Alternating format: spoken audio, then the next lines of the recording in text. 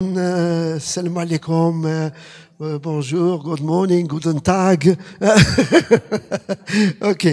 Je vais parler en français, je pense que ça va vous mettre à l'aise. Donc, en fait, avant de commencer mon speech, d'accord, je vais essayer donc de situer un petit peu cette thématique, d'accord. Donc, ma présentation, elle s'inscrit donc dans le cadre donc de l'intégration des énergies renouvelables vers le réseau électrique. D'accord ? Alors, quand on dit énergie renouvelable, c'est au sens, évidemment, large du terme. Hein, ça veut dire, il n'y a pas uniquement le photovoltaïque ou l'éolien. Ça peut être, évidemment, d'autres types d'énergie. Lorsqu'on parle d'intégration de ressources renouvelables ou d'énergie renouvelable au réseau, cela veut dire qu'il faut donc placer entre les deux quelque chose.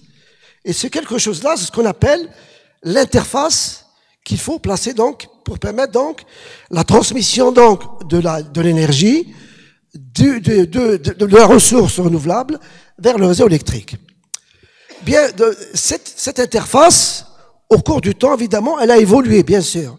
Tout simplement parce que, avec le temps, des composants électroniques donc ont été développés et ces composants sont devenus avec le temps moins cher, et donc on s'est orienté vers, par exemple, comme les GBT, par exemple. Les GBT qui valaient, dans les années 90, par exemple, ils valaient autour de 100 €, et maintenant il fait à peu près, donc, même pas 1 €. Il fait 90 centimes d'euros. Donc vous voyez que c'est pour cela donc que cette interface a évolué donc avec le temps. Et ça, c'est la première des choses. Deuxième chose, c'est les problèmes qui sont liés justement à l'intégration de ces ressources vers le réseau. Il y a beaucoup de défis, il y a beaucoup de challenges à relever justement pour permettre une bonne intégration. Si on fait on va dire un bilan, si on commence déjà par l'entrée, qui est la ressource. On sait, et vous savez tous, qu'une énergie renouvelable n'est pas une énergie qui est stable. Et ça, c'est le plus gros problème. C'est une énergie qui est intermittente. Donc, elle n'est pas comme aujourd'hui, et demain, ce ne sera pas la même chose. Maintenant et tout à l'heure, ce ne sera pas... Donc, c'est une énergie qui, on va dire, pas aléatoire, mais quasi aléatoire. Donc, il faut gérer ce problème. Comment le gérer? Il faut trouver une solution. Donc, déjà, il faut commencer par le commencement. Et ça, donc, comment on le gère? On a trouvé une solution, plus ou moins, mais qui n'est pas la meilleure, évidemment. Ça. Et deuxième chose, c'est que même lorsque ces ressources fonctionnent, elles ne fonctionnent pas à leur plein rendement. Comme vous le savez bien, les cellules solaires, dont a parlé mon collègue Aïssat, et si elles sont les meilleures, elles ne peuvent pas dépasser un rendement de, on va dire, 20%. Donc vous voyez, ça aussi, ça c'est le deuxième gros problème des ressources renouvelables. L'intermittence, deuxièmement, et leur rendement, leur propre rendement. Donc cela veut dire quoi? Cela veut dire que si l'on veut effectivement profiter de ces ressources, il faut bien les utiliser. C'est-à-dire il faut bien utiliser le peu qu'on peut extraire. Bon, il y a la commande, que tout le monde connaît, c'est la commande MPPT. Et là aussi se pose un problème. Parce que lorsqu'on met la commande MPPT, cela veut dire que cette commande va commander quelque chose. Et donc, il faut intercaler donc déjà ce qu'on appelle des convertisseurs, généralement de type DC, puisqu'il s'agit d'une énergie qui est continue. Et si donc on met donc un convertisseur DC, et comme on veut intégrer vers le réseau, il faut obligatoirement un autre étage, qui fait donc la conversion évidemment continue alternative. Cela veut dire qu'on est obligé, enfin je dis obligé jusqu'à présent, de travailler donc avec ce qu'on appelle des configurations multistage, c'est-à-dire au moins deux convertisseurs. Quels sont les problèmes et quels sont les défis qu'il faut relever? Donc il va y avoir un problème de rendement. Lorsqu'on a donc des convertisseurs, il y a des switches, il y a des éléments passifs, des éléments actifs, et donc cela veut dire qu'il y a une partie donc de l'énergie qui va être perdue au niveau de ces convertisseurs. Donc il y a un problème de rendement. Deuxièmement, il y a un problème donc de commande. Donc il faut bien commander, donc si c'est des convertisseurs à switch, il faut commander ces convertisseurs. Donc, deuxième problème, c'est la commande. Il faut donc bien choisir la topologie, le choix de la topologie et le choix de la commande sont des éléments essentiels de cet étage. C'est pourquoi maintenant, on s'oriente donc vers des convertisseurs à un seul étage. Peut-être certains d'entre vous le connaissent, le savent, c'est ce qu'on appelle des onduleurs de type Z-source. Ces onduleurs de type Z-source n'utilisent donc qu'un seul étage. Et pourquoi on les appelle des onduleurs Z-source? Tout simplement parce que vous avez l'onduleur classique, et c'est exactement le convertisseur qu'on connaît. Il peut être à 2, 3 niveaux, multiniveaux, sauf que au lieu de mettre l'onduleur tout seul, on va, si vous voulez, le faire précéder par un réseau, donc, ce qu'on appelle Z. Bon, c'est quoi un réseau Z? Tout simplement, c'est un ensemble de capacités et d'inductance. Quel est l'intérêt, donc, de cette configuration? Le premier intérêt, c'est le problème dont j'ai parlé tout à l'heure. Donc, puisqu'il y a un seul convertisseur, cela veut dire que la commande sera un peu plus simplifiée que dans le cas de deux. Deuxième chose, dans les onduleurs classiques que vous connaissez, on a un problème donc, si vous voulez, dans la commande des bras de l'onduleur. Vous savez bien qu'on peut pas, par exemple, commander, on peut pas, par exemple, fermer dans un même bras en même temps. Ça, c'est interdit dans l'onduleur classique. Alors que dans le Z-source, on peut se permettre ce type de configuration. Pourquoi? Parce que justement, le réseau Z, il permet donc de le faire. Donc, qu'est-ce que ça veut dire? Qu'on est gagnant sur le plan rendement, on est gagnant sur le plan commande, et on est gagnant aussi sur le plan commande du point de vue, c'est-à-dire on va gagner une autre configuration qui est celle où on peut fermer donc simultanément deux switches du même bras. Donc, on peut fermer un bras, 2, 3 et même 2, c'est-à-dire on a toutes les... Ça veut dire qu'on va se retrouver, au lieu des 8 configurations classiques, on va se retrouver avec 15 configurations. Et ça va nous rendre beaucoup, évidemment, service pour la commande. Ça, c'est le côté, donc, convertisseur. Et ensuite, évidemment, on passe au côté, maintenant, alternatif, qui est le côté réseau. Alors, quels sont les problèmes qui vont se poser? Premier problème, évidemment, la qualité de l'énergie. Lorsqu'on envoie de l'énergie, il faut que cette énergie électrique soit de bonne qualité. Qu'est-ce qu'on entend par énergie de bonne qualité? Le premier problème, c'est la distorsion. Donc, il faut envoyer un courant qui soit la plus sinusoïdale possible. Sinon, évidemment, ça crée des problèmes d'harmonique. Donc, il faut gérer le problème d'harmonique et il faut gérer le problème de la puissance réactive. Ça, c'est le plus grand problème. Donc, ça veut dire que puissance réactive, plus problème donc de qualité de l'énergie, et troisième, c'est le problème de stabilité. Donc, il faut assurer la stabilité du réseau électrique. Et quatrièmement, il faut assurer la sécurité du réseau. Donc, vous voyez, si on fait donc le bilan, le problème de l'intégration est un problème à multifacteurs. Et ces facteurs sont liés entre eux. Et c'est le grand problème, le grand challenge de l'intégration donc des ressources renouvelables vers le réseau électrique. Bien, maintenant, je reviens à notre thème. Le thème dont je vais parler aujourd'hui. Donc, qu'est-ce que j'ai fait? Donc, j'ai pris une méthode, on va dire, didactique. Parce que il y a beaucoup de doctorants. Et nos doctorants, quand ils arrivent généralement, on leur donne le sujet. C'est un peu, pour eux, c'est la jungle. C'est la jungle parce qu'ils savent pas comment, généralement, ils sont pas orientés et ils ne savent pas comment s'y prendre. Ils perdent beaucoup de temps pour comprendre le sujet. Alors que si on leur expliquait le sujet très simplement, je pense qu'ils comprendraient. Ils sont pas plus bêtes que les autres. Il faut leur comprendre, il faut les simplifier. Parce que lorsqu'on fait une recherche, il faut, si vous voulez, il faut la segmenter. Au départ, donc, le doctorant, il faut lui expliquer l'objectif.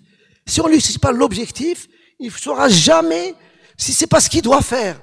Donc, il peut pas faire s'il n'a pas un objectif, il peut rien faire. Donc, déjà, il faut lui définir l'objectif et surtout, lui segmenter le travail. Donc, il y a un travail, donc, global. Et ensuite, dans ce travail global, au fur et à mesure qu'il avance, on oriente, c'est comme un enfant, hein, quand il apprend à marcher, c'est un peu la même chose. On lui apprend donc à faire des pas. Ensuite, on le laisse marcher tout seul et ensuite on laisse courir. C'est un peu la même chose, la démarche au niveau donc d'un doctorant. Il faut l'orienter, il faut bien l'orienter, parce que s'il est mal orienté, il perd du temps et il perd de l'énergie et il perd le moral. C'est le plus gros problème. Ça, c'est le plus gros problème. Il perd le moral. Et généralement, les étudiants, qu'est-ce qu'ils font au bout d'une année? Bon, ils disent, bon, j'ai pas compris le sujet, moi. Ou bien, qu'est-ce qu'ils font? Ils essaient de juger. Bon, ils se disent, bon, soit c'est le directeur de thèse qui n'est pas bon. Ils reviennent. Donc, sinon, ben, ils dire, moi, je vais changer de thème parce que ce thème, je comprends rien. D'accord? Et voilà. Donc, voilà. Donc, c'est pour ça que le thème dont je parle, j'ai choisi donc, on va dire, un exemple didactique. Comment approcher un sujet? Et donc, voilà, donc, pardon, merci. C'est ici. Hein.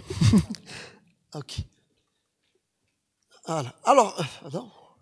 Alors, donc, évidemment, l'introduction, hein, d'accord? Ensuite, donc, ça avance pas, hein? Ah non.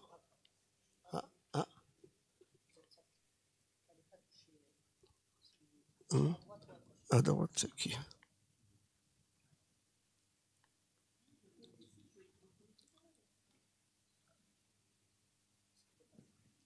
Elle est, c'est la première présentation. Ouais.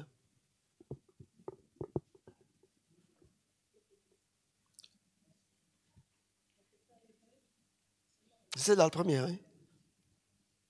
Première.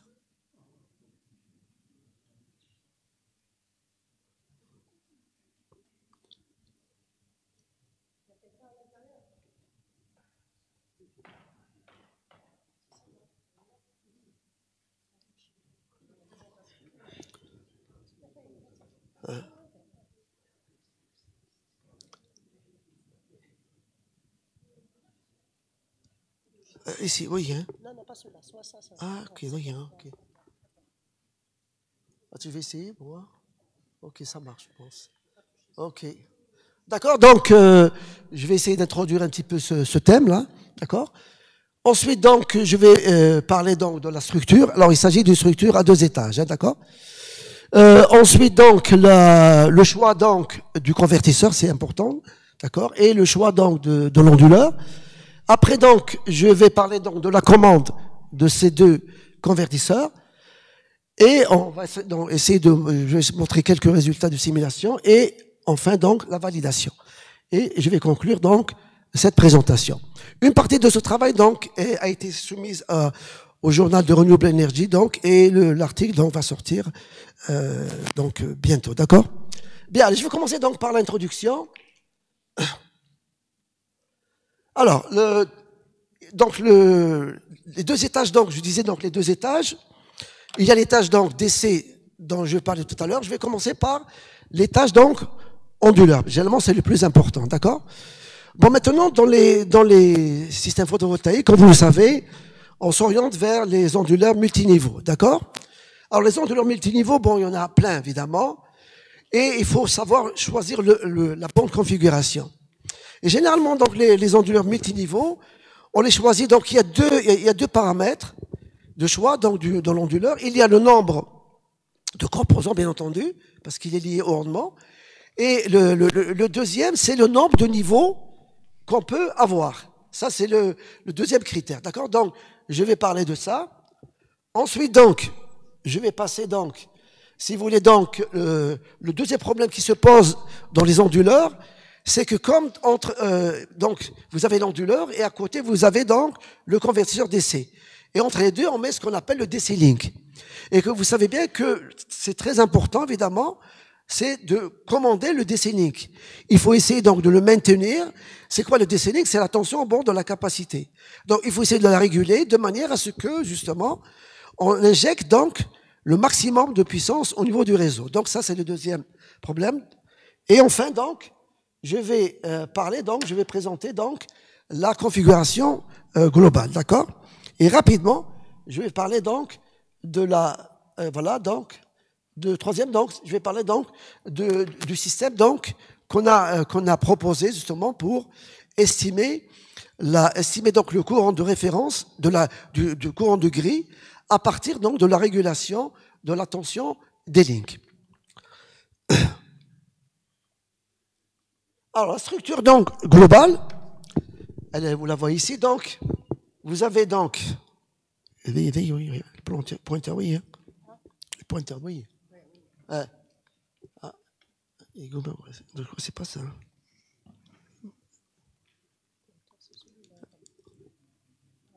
Oui, au milieu. D'accord, ok. Alors, vous avez donc la configuration de la structure. Bon, évidemment, vous avez... Bon, ici, j'ai mis la photovoltaïque. Évidemment, ça peut être autre ressource, bien sûr, hein, d'accord. Mais ici, nous, on a travaillé avec le photovoltaïque. Vous avez donc le choix, donc, le convertisseur DC. Donc, vous voyez que ce n'est pas... C'est un convertisseur boost, hein, d'accord, mais avec une configuration un peu spéciale, ce qu'on appelle le dual DC converter. Tout simplement parce que là, il y a deux switches. On a ensuite, donc, le DC link qui est là, et on a donc l'onduleur du type PUC. Alors PUC, ça veut dire tout simplement en anglais PUC, qui veut dire en anglais Packed U Cell. Ou bien, si on traduit en français, donc c'est des cellules en U imbriquées. Hein, packed, ça veut dire imbriquées. Ensuite, donc, on a le bloc qui permet donc de générer le courant donc de référence du courant de grille. La commande donc de type prédictif de type MPC pour commander donc notre onduleur. Et enfin donc une autre commande prédictive de type donc MPPT qui permet de commander donc le panneau photovoltaïque. D'accord? Alors, concernant donc la topologie donc du convertisseur donc DC, il s'agit, comme je disais tout à l'heure, donc d'une topologie donc à double switch, d'accord. Alors pourquoi le choix? Justement, c'est pour ça que je disais tout à l'heure, on va dire c'est un choix didactique. Ça permet de montrer un petit peu quelle est la démarche qu'il faut adopter normalement lorsque on traite un sujet, d'accord. Alors pourquoi le choix de ce type de convertisseur? Tout simplement parce que on a donc vu donc pratiquement, on a passé en revue toutes les configurations qui existent de type boost. Bon, il y en a que vous connaissez. La classique, évidemment, c'est le boost à un switch, hein, d'accord. Vous avez le gain. Vous avez donc, il y a le boost donc SC qui veut dire donc switch capacitor. Ensuite donc le S boost donc qui est le switched inductor. Le quadratique, l'interleaved qui veut dire croisé. Et on voit que, bon, le premier paramètre donc, du choix, évidemment, c'est le gain. C'est normal, puisque l'objectif, c'est de booster la tension du générateur PV. C'est normal. Premier paramètre, donc, c'est le... Et si on regarde, c'est-à-dire si on regarde, eh bien, évidemment, on voit que celui qu'on propose, bon, et relativement, du point de vue gain, c'est le meilleur. Tout simplement parce qu'on peut aller jusqu'à un gain de 8 jusqu'à 10. Avec le même D, hein, avec les autres. Donc ça, c'est le premier choix. Évidemment, c'est pas le seul. Deuxième choix, donc, du convertisseur, c'est le stress. C'est le stress sur les composants. Le stress et le nombre. D'accord? Généralement, donc, il y a les switches, il y a les diodes. Par exemple, si on regarde, par exemple, le boost, il y a une seule diode. Et les autres, vous avez 4 diodes. D'accord? Et vous avez donc le nombre de diodes et aussi le stress. C'est-à-dire, c'est quoi le stress? Donc, c'est la tension que doit supporter cette diode lorsqu'elle est à l'état donc bloqué. La même chose donc si on a fait l'étude et on voit qu'on a vu que effectivement la meilleure configuration c'était celle-là, d'accord. Et enfin troisième paramètre c'est le stress sur les switches commandables. La même chose donc les switches donc le boost a un seul switch, tout cela en un seul switch, le croisé de switch et le proposé aussi de switch. Donc évidemment, là, il y a deux switches, mais on est gagnant sur le gain et sur le stress. D'où le choix de cette configuration. Alors comment ça fonctionne? C'est très simple. Hein. Donc on a des convertisseurs, évidemment, il faut les commander. Pour les commander, évidemment, il faut savoir comment fonctionne donc ce convertisseur. D'accord? Alors comment fonctionne donc? Vous avez deux switches. Vous avez ces deux switches, ils doivent être commandés simultanément, c'est-à-dire soit fermés en même temps ou ouverts. À l'état, lorsque S égale 1, c'est-à-dire à l'état de fermeture, évidemment, cette diode, elle est bloquée puisqu'elle est polarisée en inverse. Donc, on a ce circuit-là, inductif, et on a le deuxième Tout simplement parce que cette diode aussi, elle est bloquée puisque elle est polarisée donc en inverse. Donc voici donc la configuration de notre convertisseur donc à l'état fermé. D'accord? Dans cette configuration, donc vous avez, ça veut dire que les inductances vont se charger au travers donc du panneau photovoltaïque. Deuxième configuration, S égale 0. S égale 0, ça veut dire simplement, c'est l'inverse. Les switches sont ouverts, cette diode évidemment, elle est bloquée, et tout simplement donc, que va-t-il se passer? Donc, on a un circuit qui est continu, comme ceci. Et donc là, on va charger la capacité. D'accord? Donc là, ça veut dire que, évidemment, là, on suppose qu'on est dans un mode de conduction de type CCM. Donc, c'est-à-dire à 2 intervalles de conduction. Alors maintenant, je reviens à la topologie, le choix, et je vais vous expliquer pourquoi on l'appelle ainsi. Comme je disais tout à l'heure, donc le PUC, ou PUC, vient de U-cell. U-cell, en français, donc la cellule U. Pourquoi? Tout simplement parce que l'onduleur,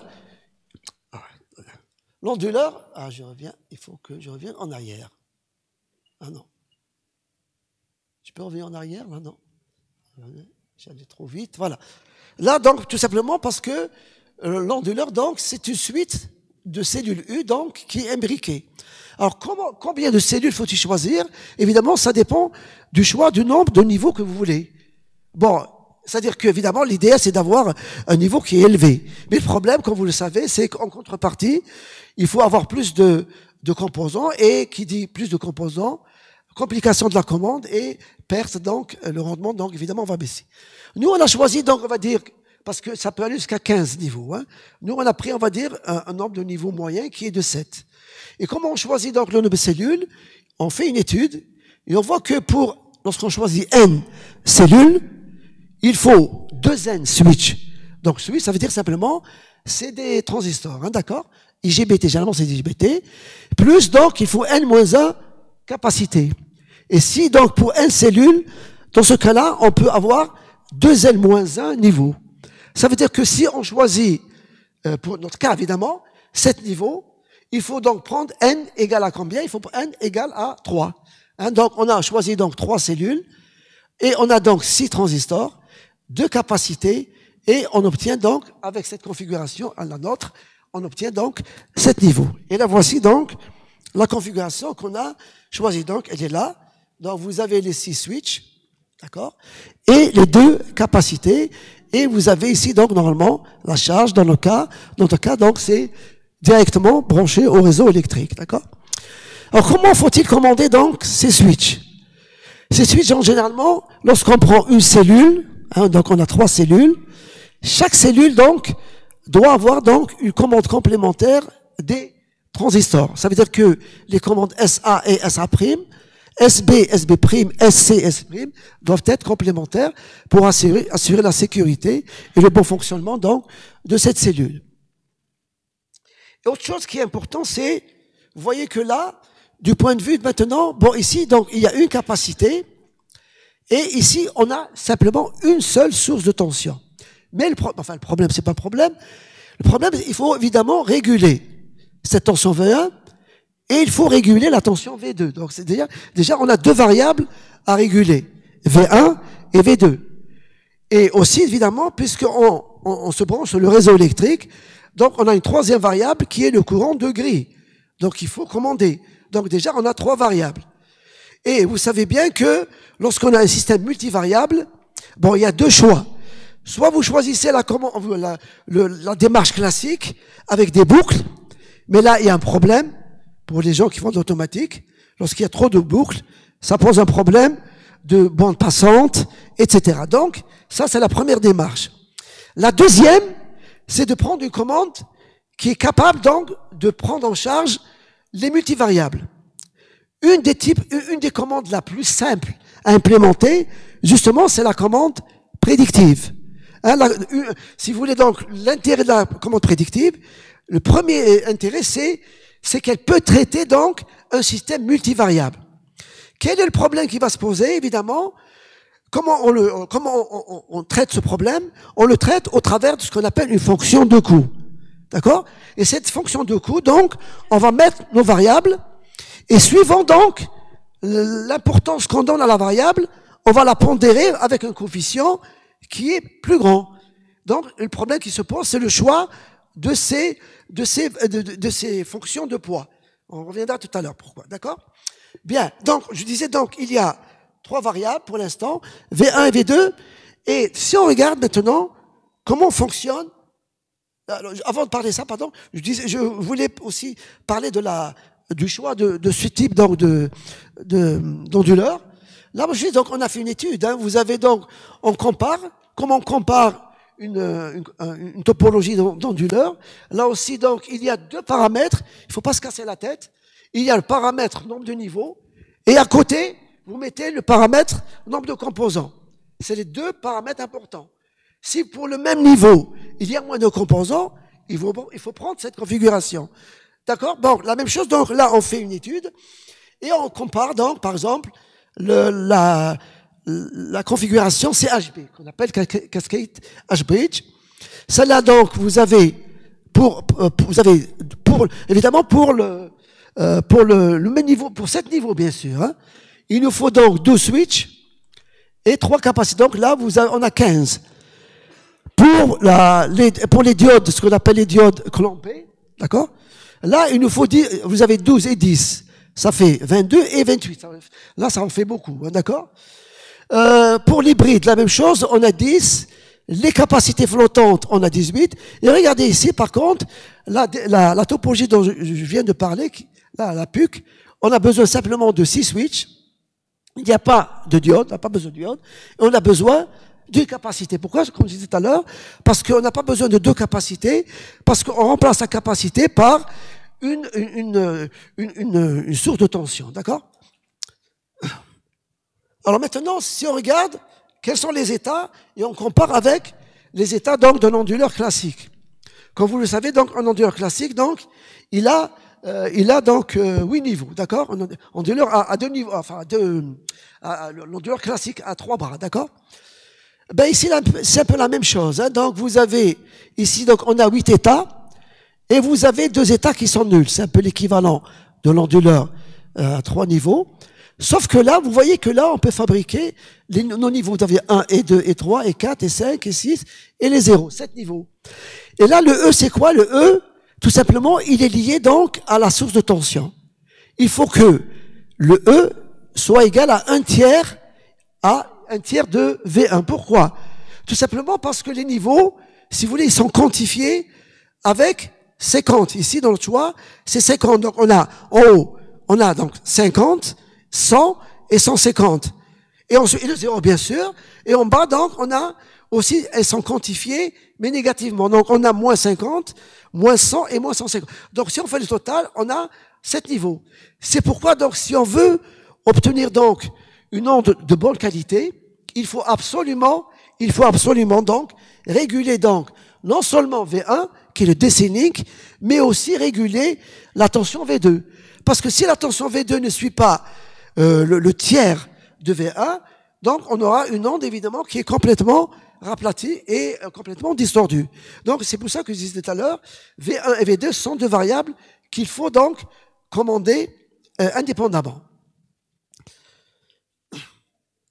Alors maintenant je passe à la commande. Je vais passer évidemment toutes les équations. Je disais donc, on a choisi une commande de type prédictive. Bon, pour les gens qui ont travaillé sur la commande prédictive, ici, il s'agit donc d'une commande de type MPC, qui veut dire Model Predictive Control. Donc, c'est-à-dire que c'est une commande qui est basée sur le modèle. Pourquoi sur le modèle? Parce qu'il faut d'abord écrire donc les équations de prédiction des variables. Donc, quelles sont les variables aussi qu'il faut commander? Évidemment, c'est le courant IPV, c'est normal. C'est le courant, évidemment, du générateur. Donc, qu'est-ce qu'on fait? Donc, on va écrire nos équations de prédiction et ensuite, donc, on va définir une fonction de coût. Il vaut mieux, donc, lorsque on connaît pas bien le problème, il est conseillé de ne pas compliquer la fonction de coût.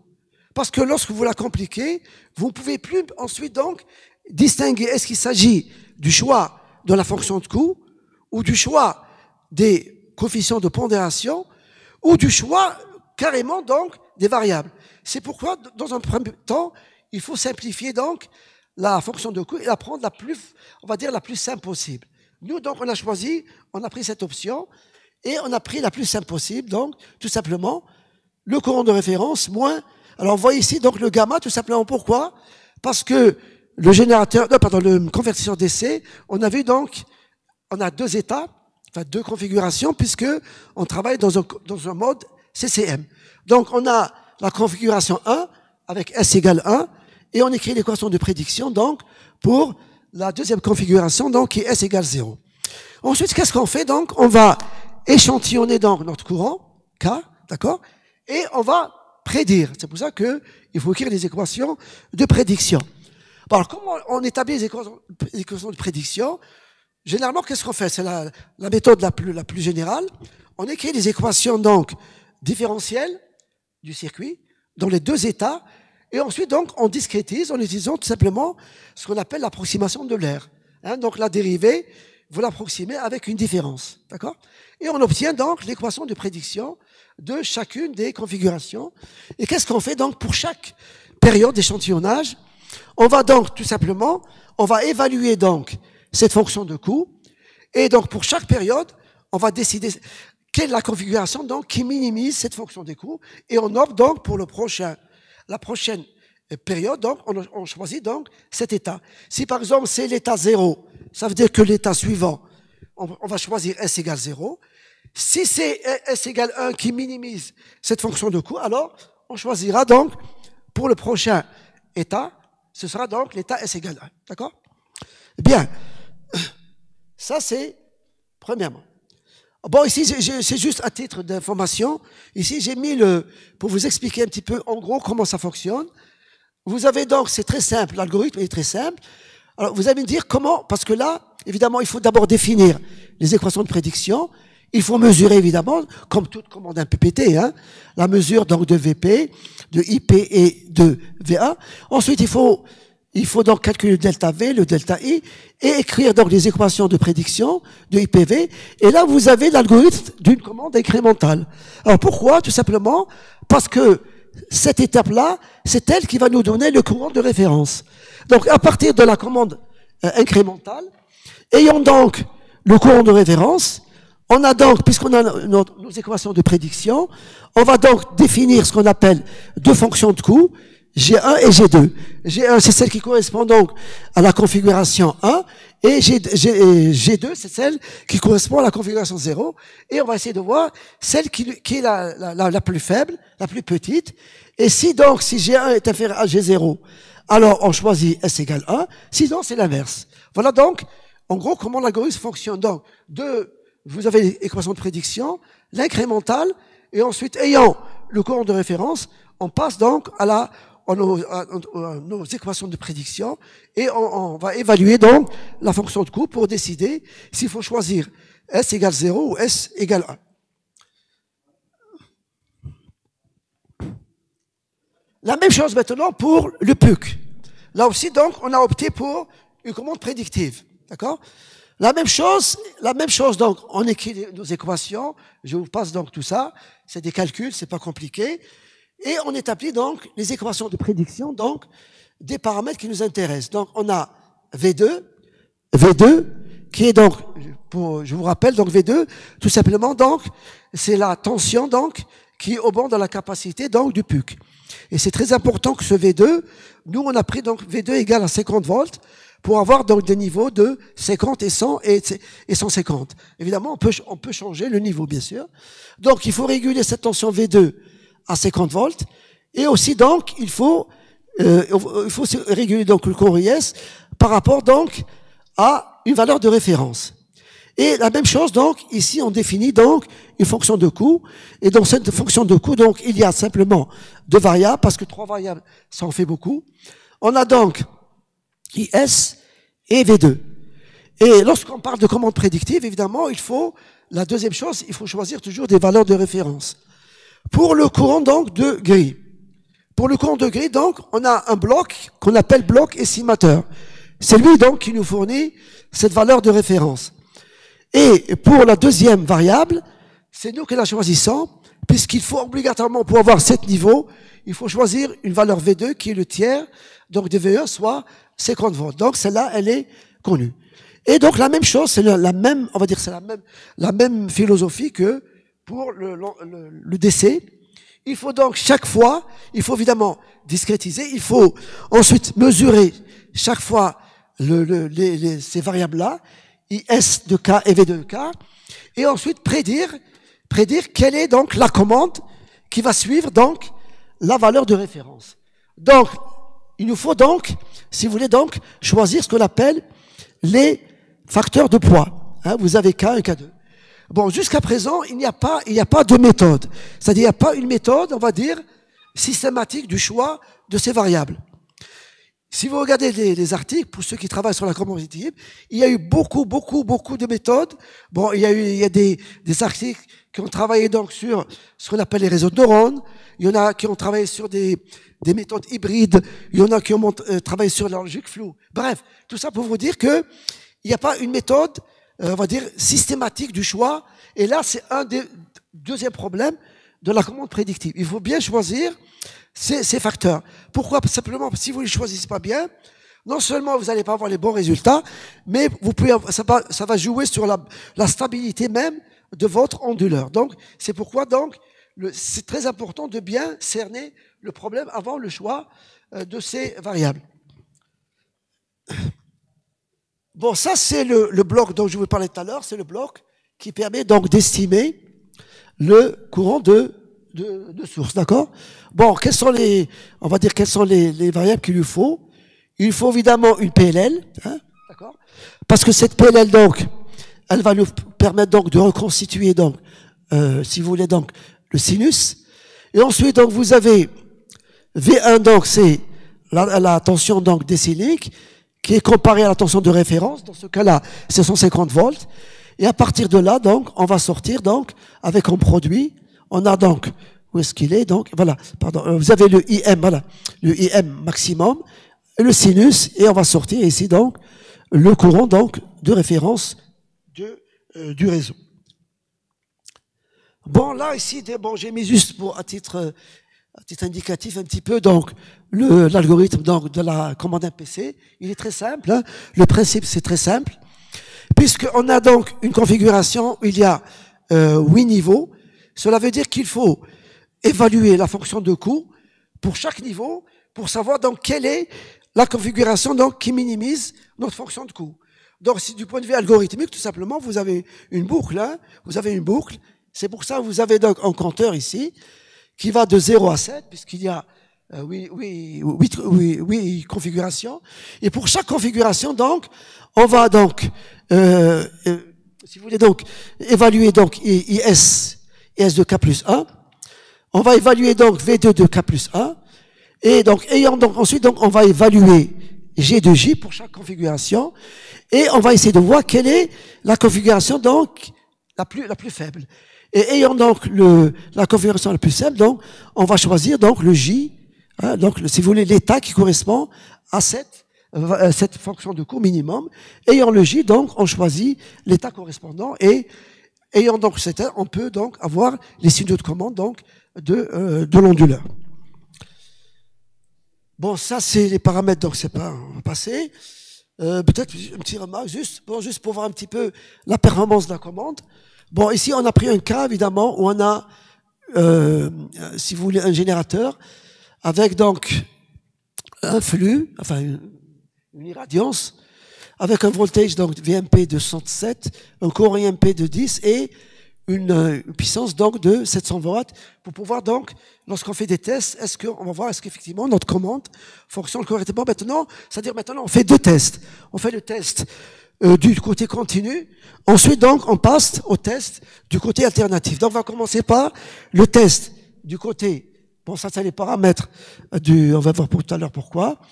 Le test donc du côté continu. Effectivement avec le choix on voit effectivement que on atteint facilement donc la puissance maximum de notre générateur et tous les paramètres, donc on a 720, la tension à peu près autour, donc elle aussi autour de 67 volts, et le courant, effectivement, autour de 10 ampères. Et le plus important, c'est, si on regarde V1 et V de référence. Je disais tout à l'heure, concernant donc le DC-Link, on a pris un V de référence de 150 volts, et on voit effectivement que la commande est bien, elle fonctionne bien, puisque là, vous avez à peu près donc un V1 qui est aussi autour de 150 volts. Alors maintenant, on va tester maintenant le côté alternatif. La première des choses, évidemment, il faut essayer de voir la tension de la sortie de l'onduleur. Bon, effectivement, là, on voit effectivement qu'on a les 7 niveaux. On le voit pas bien parce que normalement, il faut faire un zoom, mais on les voit bien. Donc, vous avez 1 et 2 et 3. Et en bas, donc, on a 1 et 2 et 3. Donc, effectivement, donc, et le 0, bien sûr. On a nos 7 niveaux. Là, on a la tension de grille. Donc, on voit effectivement que là, elle n'a pas été touchée. Toujours sinusoïdale. Le courant IS, voilà, vous avez donc, et le courant IS étoile évalué. On voit que le courant de grille, après, donc, il suit le courant IS. Et enfin, pour terminer, la régulation, donc, de la tension V2. Et on voit que le V2, effectivement, là, il suit. Et donc, il est bien régulé, donc, à 50 volts. Donc, déjà, c'est un bon signe pour la commande, donc, du convertisseur DC et de notre onduleur, d'accord? Bon, évidemment, on peut continuer des tests, évidemment.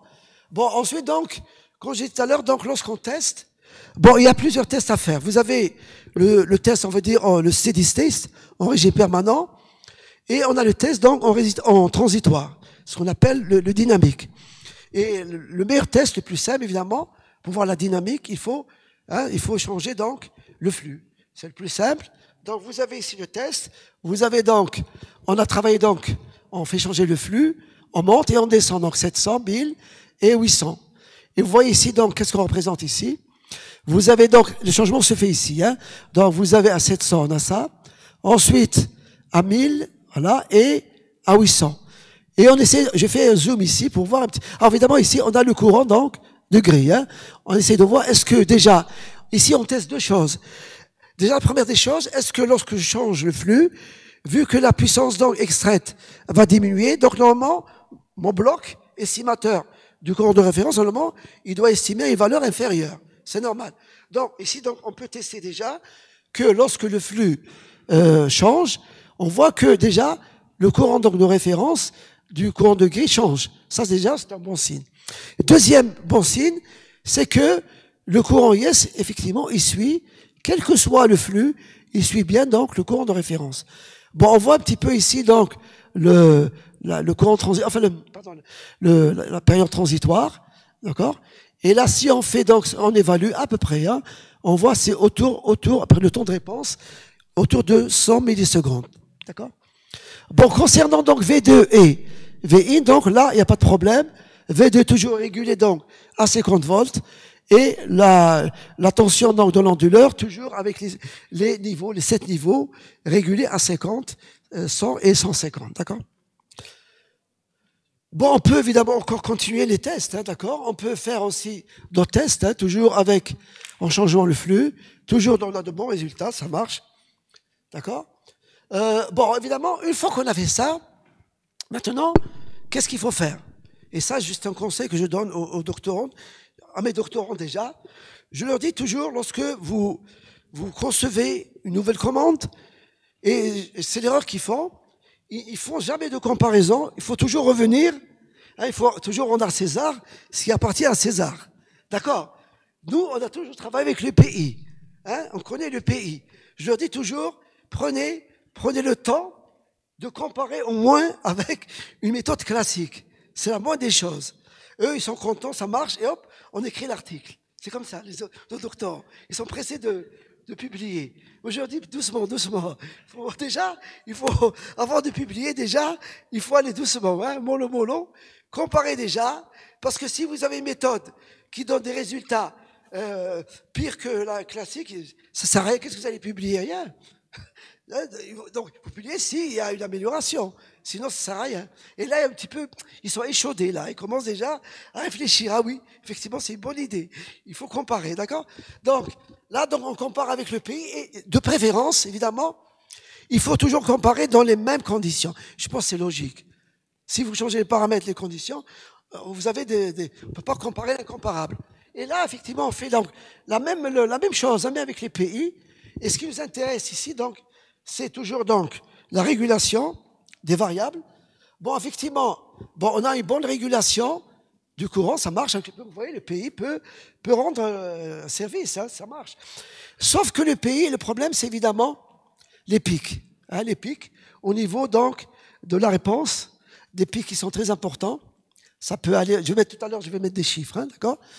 Et vous avez le temps de réponse. Là, il commence déjà 300, évidemment. Là, ça devient intéressant de choisir une autre commande que le pays, d'accord?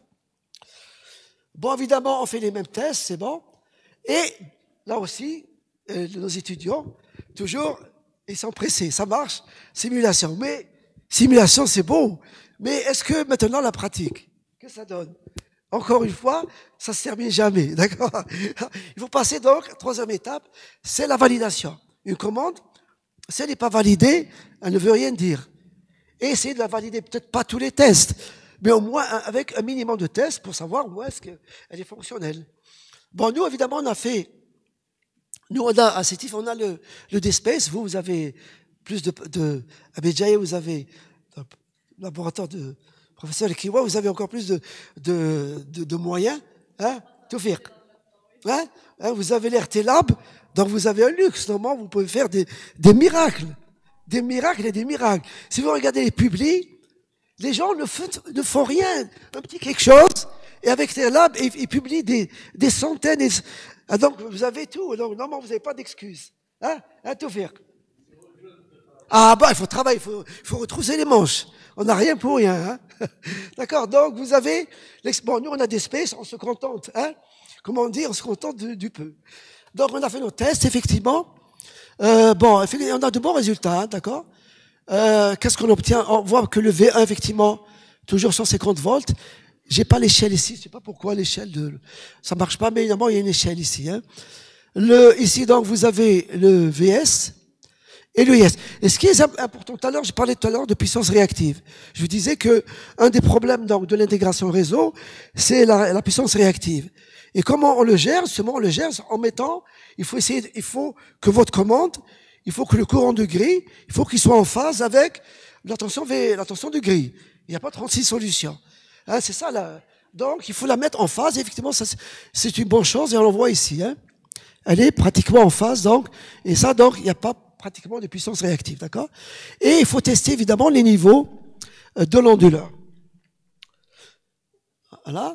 Bon, toujours le test, hein, avec les mêmes paramètres. Là, vous avez donc le V1, toujours régulier à 150, l'UIS, avec la variation de flux. Et là, vous avez la même chose, mais zoomé pour voir les niveaux donc de la tension de l'onduleur. La même chose ici pour un flux donc de 700, de 1000 et de 800. Bon, même test, et ça marche, heureusement. Et voilà, le pays, la même chose. Validation donc du pays, pour ça marche. Là, vous voyez que le pays, là, pour la commande prédictive, on n'a pas ce problème hein, vous voyez que le V1 est pratiquement, il est plat. Et là, on voit qu'il y a une différence pour le pays, puisque chaque fois, ici, vous avez, pour une croissance, on a une surtension, et lorsqu'on descend, on a un creux. Donc, effectivement, la commande prédictive, déjà, même qualitativement, on voit qu'elle est meilleure que le pays classique. Donc, on va dire, c'est encourageant, d'accord? Voilà, le test aussi pour là, et ça marche. Là, j'ai essayé donc un petit peu de résumer les résultats, hein, d'accord, de chiffrer. Là aussi, une petite remarque entre parenthèses. Lorsque vous faites quelque chose, hein, lorsque vous voulez tester quelque chose, il faut toujours quantifier. Il faut jamais dire c'est grand, c'est petit, parce que ça veut absolument rien dire. Lorsque vous dites le temps de réponse est petit ou le grand, il faut toujours essayer de quantifier les paramètres pour vous et pour ceux qui vous lisent. Parce que si vous leur disiez petit pour vous peut-être, mais pour lui c'est grand. Donc il faut toujours quantifier vos résultats. Bon, ici on les a quantifiés par un tableau. On a mis donc le dépassement et on a mis donc voilà le dépassement. Bon, la simulation, l'expérimental, et pour donc la commande proposée et le pays. Et là, on voit effectivement simulation 1/40 pour le proposé, d'accord? Et l'expérimental 3, ça fait beaucoup, vous voyez déjà, par 3. Là, on a donc le dépassement. Par exemple, de 700 à 1000, on a un dépassement de 2,5. Pour une variation de 1000 à 100, un dépassement de 1,2, etc. Pour le pays, si on compare, 2, pratiquement, on va dire, plus que pour la commande prédictive. L'expérimental, c'est après la même chose, pratiquement. Mais si on regarde par contre le dépassement, le pays, évidemment, est beaucoup, on va dire, moins performant que la commande prédictive. Pratiquement, là, vous avez ici donc 11, presque 12%, 8,5 et 2. Donc déjà, c'est un bon, ce sont des résultats qui sont bons, d'accord? Voilà. Pour terminer donc ma présentation, donc, qu'est-ce qu'on a fait ici donc?